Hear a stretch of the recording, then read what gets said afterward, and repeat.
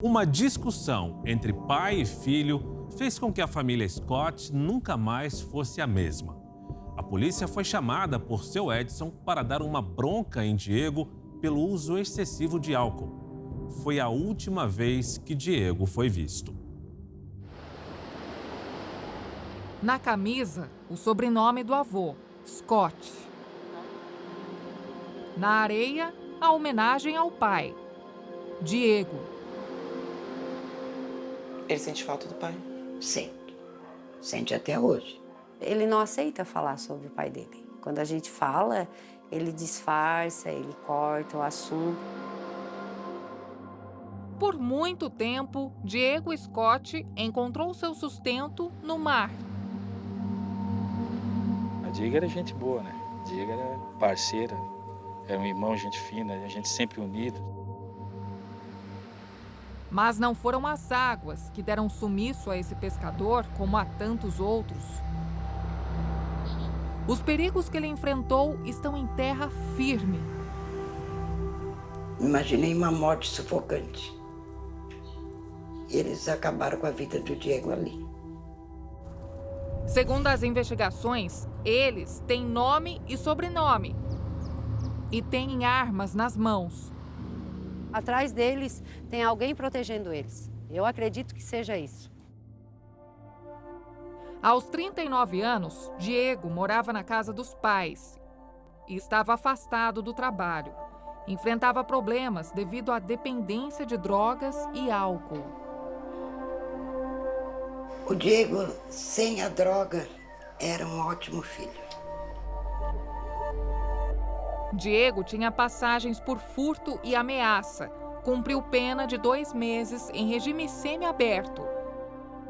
Família, brigas acontecem, né? O Diego era um dependente químico. Algumas vezes a polícia militar levava ele, conversava e ele retornava. Não era nem preso no caso. A tragédia da família Scott aconteceu após mais um dia de bebedeira. Na sexta-feira de madrugada, ele pegou e saiu. Quando foi 4 horas da manhã, ele voltou, tomou um banho, deitou do meu lado e ele ainda pediu para segurar na minha mão. E eu braba, eu assim, eu não vou te dar a mão. Sai daqui, seu cachaceiro, seu bebum. De manhã, o pai de Diego, Edson, chamou a polícia militar. Uma câmera na viatura captou a reclamação. Nós tivemos acesso às imagens com exclusividade. O cara incomoda. Não, eu tô ali no posto, fica ali no posto de gasolina aqui. Edson Scott era conhecido em Laguna por ter sido jogador de futebol. Era um bom pai, né? Sempre presente. Prova disso aí foi a educação que ele deu para nós, né? Deixou um grande legado, amizade e os filhos tudo formado, graças a Deus. Só para trocar uma ideia, para dar um... isso. Naquele dia 15 de janeiro de 2021, o senhor de 70 anos só queria que o filho levasse um susto. Não dá para só ir ali no posto. Não dá, a gente vai dar uma olhadinha ali nele, tá? Tá. Tá, obrigado. Nada. Os 2 policiais envolvidos no Diego Scott, um deles tinha apenas 20 dias de polícia militar, Luiz Henrique Correia de Souza.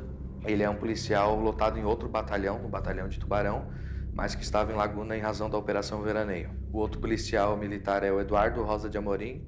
Ele é residente aqui na cidade de Laguna mesmo, já conhecia o Diego Scott e era policial militar há 6 anos. Fica nesse posto aí. Diego estava bebendo em um posto de combustível. Em 1 minuto, os PMs chegaram até ele. Tá aí, ó. Isso aí eram 11 horas da manhã. Essa é a prova de que a câmera naquele dia estava funcionando. Estava funcionando e estava com 75% de bateria ainda. E aí, Diego, o que tá dando lá pro teu pai lá? Eu me vejo botando uma cerveja na cabeça, acho que o cara vai usar outras coisas, né, cara? E daqui a pouco a tua mãe vai botar uma medida protetiva, tu vai ir preso, cara. Eu tô aqui pouco. Fica de boa, cara. Não, vou ficar de boa, senhor. Fica de boa, Diego. E logo em seguida a polícia militar deixou o local. Por volta das 17 horas, a polícia militar recebeu um novo chamado do senhor Edson. O Diego fez um movimento com um braço que acabou atingindo o rosto do pai dele. O pai dele teve um sangramento no nariz. Por esse motivo, a Polícia Militar foi acionada. Os mesmos policiais voltaram. Alexandra achava que o marido havia sido detido. Passou-se uns 15, 20 minutos, eu escutei uma buzina na frente de casa, era a viatura. O policial Eduardo chegou e falou assim, ó, gesticulou assim com os dedos, ó, avisa pro teu sogro que hoje ele não incomoda mais. Mas os PMs Eduardo e Luiz Henrique escreveram no registro de ocorrências que Diego não estava presente no momento em que tentaram abordá-lo. Eles falaram que não tinham levado o Diego, né, que não tinham prendido. A versão dos policiais só foi desmentida quando vieram à tona imagens de uma casa vizinha. Às 17h02, a viatura chega. Diego aparece de bermuda e sem camisa. Eles falam pro Diego largar uma latinha de cerveja que ele tinha na mão. É feito o procedimento de revista ali fora do alcance das câmeras. Em seguida, ele é algemado e colocado no camburão. Essa foi a última imagem do Diego vivo. Eles falaram que não tinham pego o Diego. Quando eles viram que as imagens, as câmeras, né, que a gente tinha as imagens, eles se apavoraram tudo, né? Eles falaram que levaram ele, né, e largaram lá, né? O lá de Alexandra é tão impreciso quanto as outras duas versões dadas pelos policiais. Eduardo e Luiz Henrique disseram que deixaram Diego na chamada Praia do Gi. Depois que ele foi largado em uma área alagada de uma estrada de terra mais adiante. As câmeras dessas residências, daqueles condomínios lá, registraram a passagem da viatura em direção à Praia do Gi às 17h03 e o retorno da viatura nesse mesmo caminho às 17h19. Não é muito comum as pessoas caminharem por aqui. Não, aqui tem pouco trânsito de pessoas e, inclusive, é uma região bastante conhecida aqui na região por ser um local de descarte de corpos, né, de cadáveres. Daqui pra frente é só estrada de areia. Só estrada de areia, não tem nenhuma residência nas proximidades e é um local de bastante difícil acesso. Para você ter uma ideia aqui da dificuldade de acesso, esse é o ponto máximo que a gente consegue ir de carro. A partir daqui a gente tem que seguir a trilha de forma a pé. Aqui só teriam duas saídas, né? Esse caminho em direção à Barbacena, que foi por onde os policiais mencionaram que o Diego teria ido, e o caminho de retorno, por onde as câmeras flagraram a polícia retornando. E nos dois pontos existem câmeras de segurança nas saídas que não flagraram o Diego saindo do local. Ou seja, a gente tem o registro do Diego entrando nessa mata dentro da viatura, mas a gente não tem ele saindo por nenhum dos lados. Exatamente. O fato é que Diego Scott nunca mais voltou. Aí registramos o boletim de ocorrência de desaparecido e aí começamos as buscas, né? Por conta própria. E vocês chegaram a cavar? Sim, cavava. Sim, onde tinha urubu, assim, a gente imaginava que ali estava o corpo, entendesse? Os irmãos chegaram a alugar um caiaque para procurar dentro de um rio. E aí eu fui percorrendo com um pedaço de madeira, né, para verificar se tinha alguma coisa presa, até para ver se o corpo do meu irmão estava ali. Chegou uma denúncia de que o Diego poderia estar numa piscina abandonada. Naquela piscina estava cheia de limo, tinha alguns jacarés. Então a família teve que contratar um caminhão particular que fez o esvaziamento de toda a piscina. Foram 3 dias. 3 dias diretos, vários Vocês tipos de... chegaram a pensar que o jacaré desce? Sim, a gente pensou nessa hipótese aí, mas infelizmente a gente não encontrou nada.